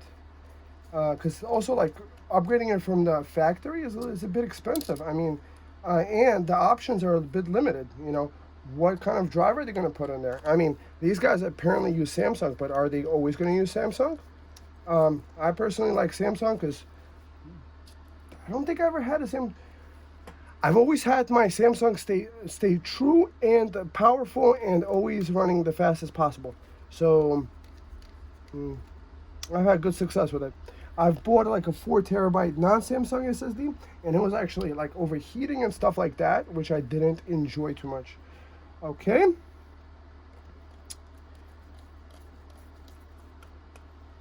So I hope you guys already thumbed up and subscribed, because that does help the channel. So just giving you a quick heads up of what this looks like on the inside. Doesn't look like you could change the thermal paste too easily. Neither would you want to, likely, to pull up the stuff like. But it looks like if you were, you would pull off this screw, 1, 2, maybe some screws underneath here. I gotta hand it to them. This is kind of like a cool system of putting things under these papers. Maybe that reduces interference. No, it just looks very clean and neat. I just like that. Some sort of speakers, date codes. So this is a spare. So in case if you guys have this same one, you need to replace the battery, that's the one you want to replace. And now it's time to put the case back on. So we put the battery in, we replace the hard drive, and I think this is the only time I ever have to really open it, because nothing else can be upgraded in here. So that's the plus and the minus. It already has 16 gigs of RAM, so what would you expect? Is it running dual channel RAM? We're gonna have to check that too. Literally 4 screws. This should be literally very easy. Snaps on easily. Okay, so where did this clip come from? I don't know. Can I really put it? Did I break a clip? It looks like it might have came from here. But it's something that doesn't look like it's gonna affect anything. So it looks like one of these clips. I think it may be snapped off over here. Okay, so probably nothing to worry about if you have one of these things fall off. So not the end of the world, but just kind of cool. This is what to watch out for. We got a nice fan grill over here. Time to nice aluminum casing. Boom.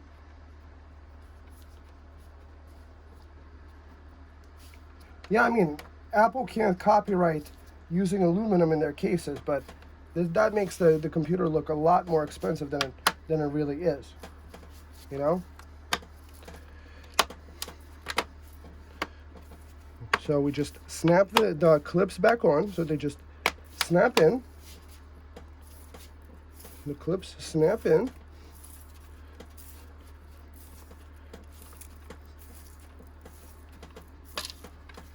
And now we switch over to the Torx, the T4 Torx bit, and put in the 4 screws. I do like this design though with the 4 screws only. So it looks like all these screws are the same length, which is really good. That's what I got handy, guys, is that they used the same length screws like for everything in the different parts. They weren't making life complicated for anybody. So good job, HP, for standardizing that and making it more simple. And good job on making these screws kind of like more aluminum looking. Maybe the design for people to be able to see that the screw could have gotten scratched up when you opened it up. But yeah, it's completely in your right to open up your PC and install a bigger drive. So maybe it would have been cooler if it wasn't soldered RAM, but most people don't upgrade their PCs. But in the bigger ones, like in Lenovo's, that's kind of nice that you could, I think one of the RAM slots was soldered in the T14 that I have. That's a few years old. It's also a Ryzen PC. So it looks like I completed it. And now, cross your fingers. This should just be as simple as just pressing the power button. And then it just works. And press the power button. Press the power button. Maybe I did everything correct there, didn't I?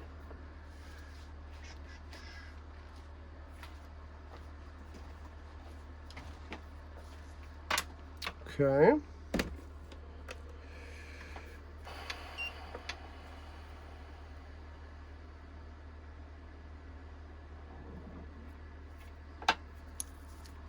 We put that guy back in. And did they make this not upgradable for by like human beings and stuff? You guys saw exactly on the.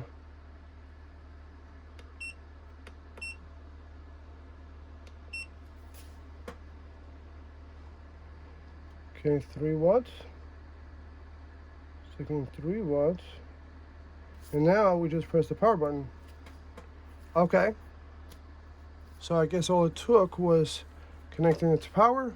Fingers crossed. I mean, there's nothing for it to work. I mean, I didn't do anything that a technician wouldn't do. Wearing the gloves, the ESD. And now, this stuff should just show up. The new hard drive just shows up. The new hard drive just shows up.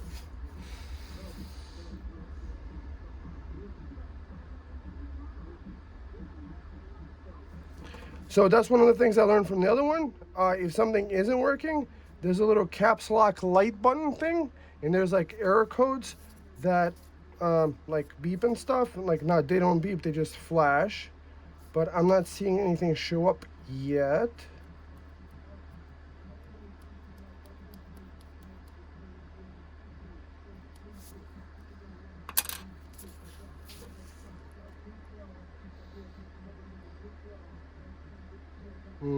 HP, come on.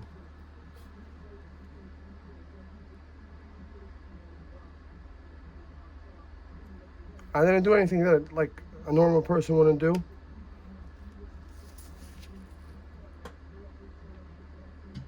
Well, what a repair company. CMOS checksum is invalid. This is really good. And the computer will restart afterwards. Please check the BIOS specs. CMOS reset. That's good. Whew. So we got it to show something on the screen, which is fantastic. This is already caused for champagne to be opened up. The CMOS reset, and now HP is running. It is running. Yeah. Just boot into Windows. Boot into Windows. You can do it. Yes, you can. Yes, you can, little PC. You're the little PC that could. You're a winner PC. You're a leader PC. You're just booting up right into Windows, where we left off, to where we needed it to do. And then, 1 second. Logging right in.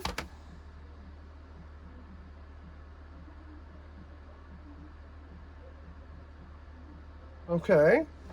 Now let's see. Does this rotation stuff work? Yes, it does. So if I would have broken something, this rotation thing would have not worked. The tenting thing? Does the tenting thing work? So this guy works. We're having trouble loading in widgets because we're not using Wi-Fi. We use these guys here. We are not beholden to Wi-Fi stuff here. Boom, that just connects it, and that just gives it internet. We got the connection, and we got Trump and everywhere. Just get off my face. Why are you controlling my computer? Okay. So, this is the computer at Best Buy. Okay. Let's do a quick shutdown. Shutdown of the computer. Shut down. Disconnect the things. Disconnect the power stuff.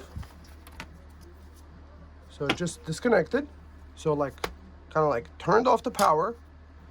And the computer is off, right? It's not like showing anything up. And then it just starts right up when you ask it to. Or does it want power? Or was it the battery discharge? Okay, good. I didn't press it hard enough. Okay? And then you boot up. And then you boot up. You're a nice computer. You know how to boot up quickly. Did I mess something up? Maybe not. Probably not.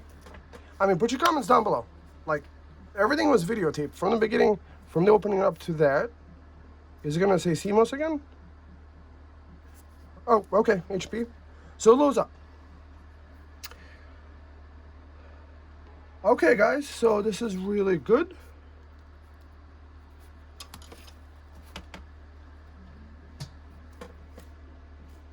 It works. And then the way you would actually use it, it just stays on all the time, and it's like sleeping, and then it just wakes up. And then you could do a hello, a Windows hello to it. Okay, guys, so let's do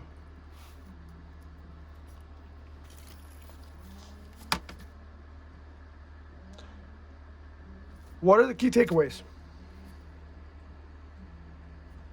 I like this computer. Earlier in the video, you saw the quality of the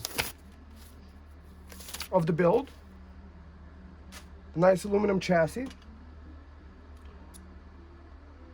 You saw the decent quality of the sound. I do like the decent quality of the sound. Nice aluminum case. Really reasonable price, especially from Best Buy.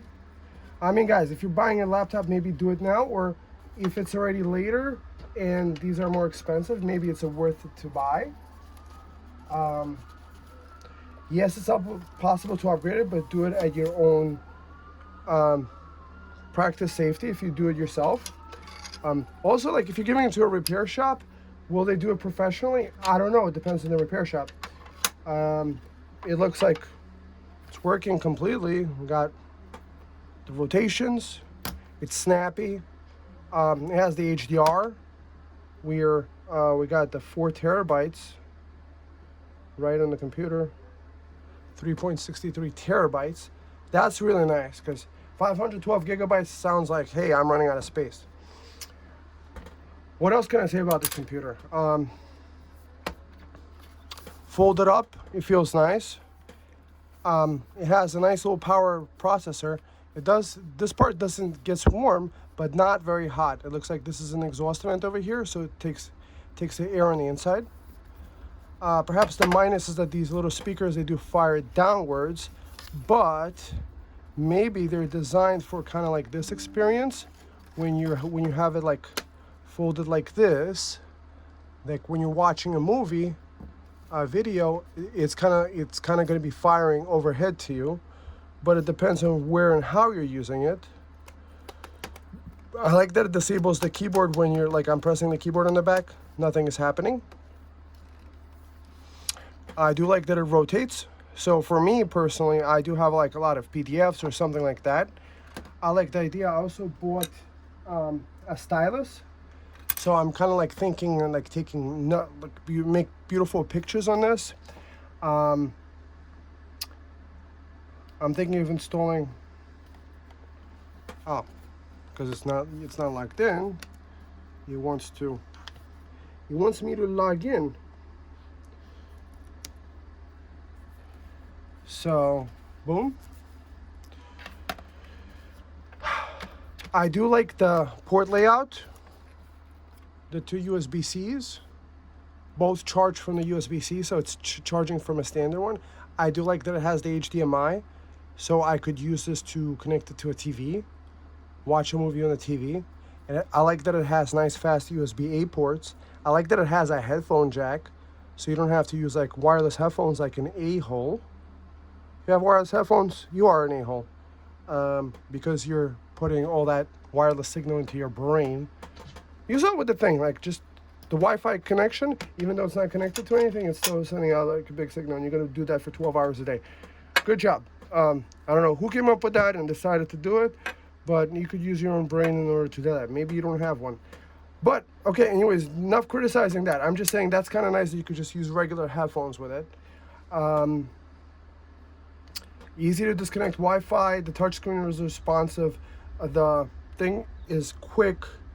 It has a nice gaming chip. So you could say, like, would you recommend this laptop? Well, I had it for the past 2 days. I got around to play around with it a little bit with the most tasks that I do. Like, just like yourself, you probably watch a lot of YouTube videos.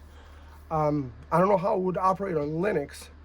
What my use case with it would probably to have like a backup of my files on it using a sync client, perhaps with one of these, the LinkStation N1.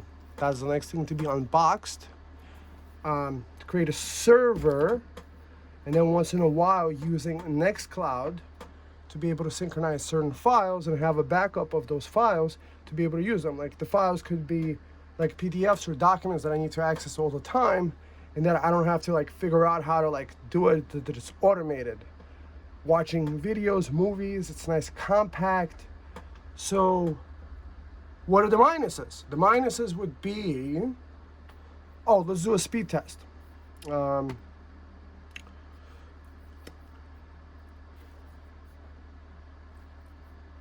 Speed disk mark, crystal disk mark.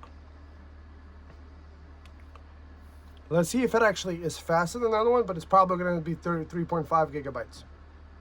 Because the other one is a Gen 4 drive too. It should have been probably like 5 gigabytes a second. Yeah, see. So it's running at, maybe it's running as a Gen 4 by 2. So this is where they probably missed out, or maybe not. At the same time, it's kind of like, it's 2025. Why would they, maybe I gotta hand it to the HP. Maybe what they're doing is they're running it at half the speed, so that maybe it cools it down by like 10 Celsius or like by a lot more degrees Celsius, that maybe if the drive is running at full by 4 speed, it probably runs much hotter, and you don't want somebody to be like feeling that on their lap because they're too busy getting the Wi-Fi signal onto their lap. And you don't want somebody saying like, oh, their computer's overheating. So all the warmth is towards the back over here. So there's probably a design engineering thing that keeps the drive from like being 7,000 megabytes, but probably with everyday operations, you wouldn't be able to notice that. That's not noticeable. So I can't even hold them against it, because these speeds, whatever files you do, they're blazing fast. And even if you connect the networking to it, it's going to be 2.5 gigabit. You can't connect 10 gigabit networking to it. But you can connect multiple drives to it very quickly with 10 gigabits. You could get up to like, I don't know, 700-800 megabytes a second drive performance. So overall, it's great computer. So maybe the last thing that we should do is we should do a CPU ID to see more about the motherboard, how many lanes and stuff it has, and then we'll end the video. Okay.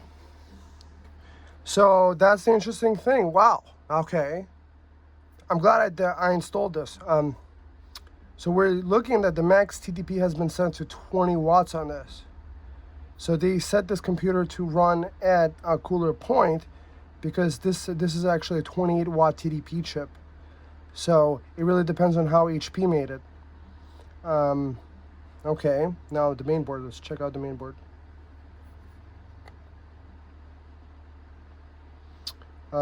It says by 4.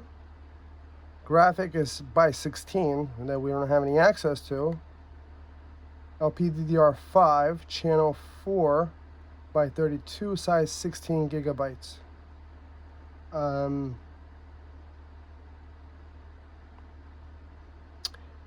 So I don't know if this is like a dual channel mode or not. Slot 1 LPDDR5. Okay, this is good. That's a good sign. So what this is showing us is that it's 4 chips. So it actually is the optimal thing. I was worried that it was just one big 16 gigabyte chip, but it's actually 4 of these, because that's one of those things. Sometimes one of the problems the computers have is they have one chip that's 16 gigabytes when it says 16 gigabytes when it's sold.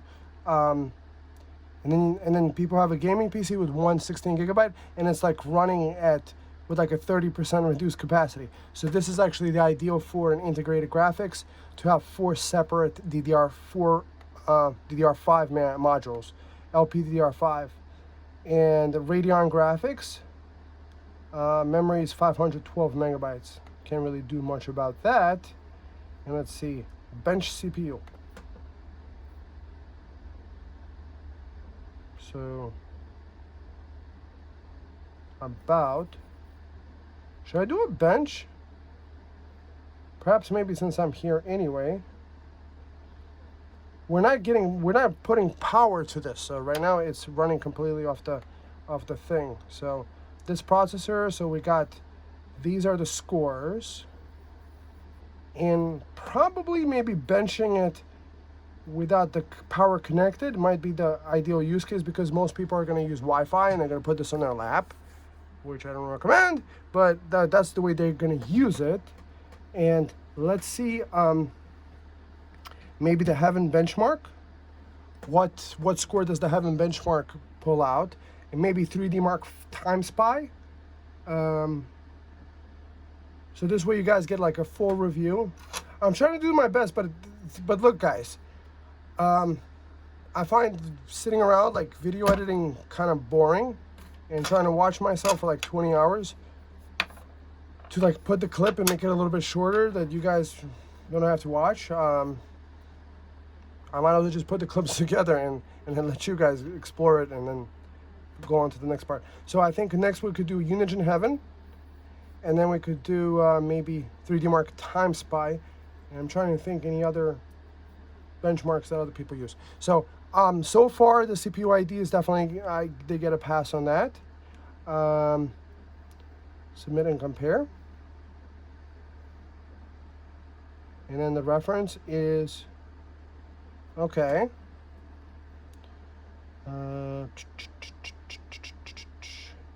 Frequency, Hawk Point. Motherboard, HP8C9. So we're doing quad channel memory. That's probably a good thing. Radeon graphics. Storage, fixed SSD bus, nvme. Windows 11 Professional. Okay.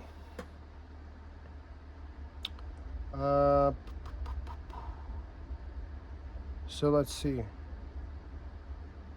I'm just as good as multi-thread only as a 5560U. Okay, I still refuse to connect the power to it.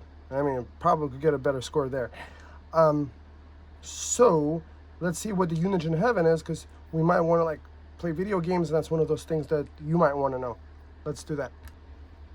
So I'm using Driver Easy, the Pro version, to install the drivers, because it looks like HP never included the drivers with it. So if you guys, or maybe the drivers were outdated. So it's just drivereasy.com. I did buy their license for like 3 PCs. It's $30. I mean, if you have 3 PCs, it's definitely worthwhile. You have to renew every year, buy another one. I use privacy.com, so they don't charge my card, or you could renew for other ones. I think it lets you do more than 3 computers. Sometimes you do get locked out, but eventually I just pay another $30 and it just continues working. No need to get any technician's license, because I did that once and it really wasn't worth it, because you pay a lot more and you get so little in return. So this license is good. Also, I think you could uninstall it and continue from there. So I'm getting all the drivers installed, and then I'm going to rerun the thing. I decided to plug into power because that's the way I'm going to be using it, and perhaps maybe that's the best way to actually test it with the correct, with the most powerful settings that it could have. So now it's installing all this stuff, the Gigabit controller, Realtek's, and I think it's installing. What? Wait, huh? Interesting. I think it might be installing the graphics driver right now. Okay, friends, I'll get back to you. Time Spy I'm not going to do because I have to install Steam for that. I mean, I guess I could install Steam. I'm still thinking about it. So after doing driver easy, now it seems like the adrenaline driver thing is installing. It looks like installed the graphics driver. So that's one of those things. I think HP doesn't install any drivers. I thought they had a magical like pre-installed driver thing. They just have a most standard operating system, maybe with their HP software pre-installed, but there was like pretty much the drivers for the graphics were not included with it. So if you guys get this PC, you might want to get either driver easy or just install the drivers from the HP website. Searching it on there, you'd be able to find them there. I just like driver easy because like for the $30 over a bunch of computers to getting the freshest drivers, I think is really good. So I'm gonna install the freshest drivers, and then I'm gonna also do crystal disk marking again, because my hypothesis might be is that that drive actually might be able to operate faster. And the reason why I was doing 3.5 gigabytes only is maybe it was because the driver wasn't there. Maybe with the driver it might be faster. So we're gonna check that out. And because we have the drivers installed, then we could actually test the Heaven benchmark. And maybe I might also want to install Steam to get the 3D Mark Fire Spy Time Spy thing. So I was wrong. The driver did not make the hard drive run faster. So it is the same speed. It's probably running by 2, Gen 4 by 2. There's probably a reason for it.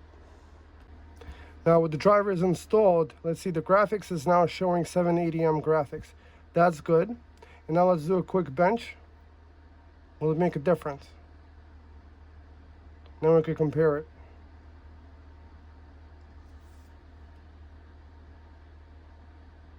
I'm not going to do the 3D Mark because that's a $35 program to buy right now.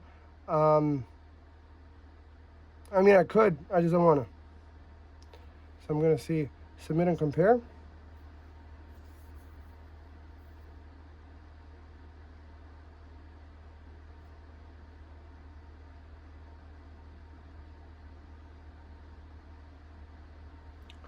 So multi-thread only. So it's definitely, it's doing better than the 5700 X3D. That's nice. And it's a 6 core. The 5700X is an 8 core. That's good. So definitely this score has went up. Went not as high as, almost as the i5 11600. Single thread is 527. So that's decent. Okay. So last, let's do the Heaven benchmark. So the Heaven benchmark, I'm just leaving it as that, whatever it came up with in the beginning. We're just gonna run it.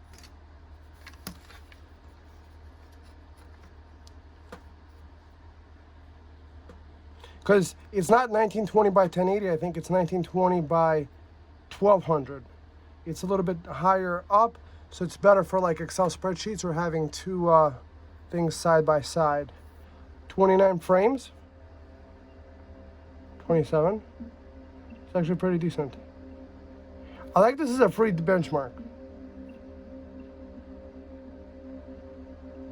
So there's like 1080p high. To get like 30, 38, 37, that's actually pretty decent for an integrated graphic. Up now it's up to 50s.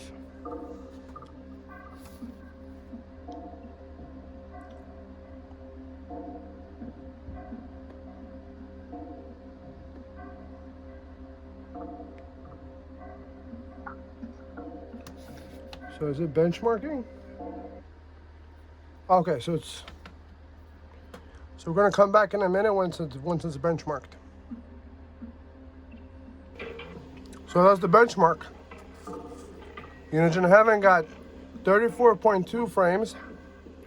Minimum is 8, max 67. 1920 by 1200. That's actually pretty good considering it's integrated graphics. Okay, friends, so now the conclusion. It's a great computer. I like it. I like that you could upgrade the memory. 16 gigs should probably be fine. I wish it was upgradable, but for the chassis, the way it is, the most important is that you could upgrade the C drive to a 4 terabyte drive or 2 terabyte or 1 terabyte, depending on what you do. I like this is a newer processor. I like that it has a 760M graphics. So overall, put your comments down below what you think. I am linking it to Amazon. You can try to find this computer on Amazon if you wish. The best price I found was at Best Buy, but by that time you're watching it, it could be sold out there, and it might be easier for you in your state that to order from Amazon or maybe directly from HP website, but I'm not going to link to HP website because I think their prices might be the highest, and you could probably just search for that yourself there. If you're buying anything on Amazon, I appreciate you clicking the links, and if you're going to buy anything, you would do a little kickback towards me, and it doesn't cost you anything extra when you're buying something anyway. I do appreciate that. Put your comments down below what you think about it. Thumb up, subscribe. I'll see you in the next one, and have a great day. Bye-bye.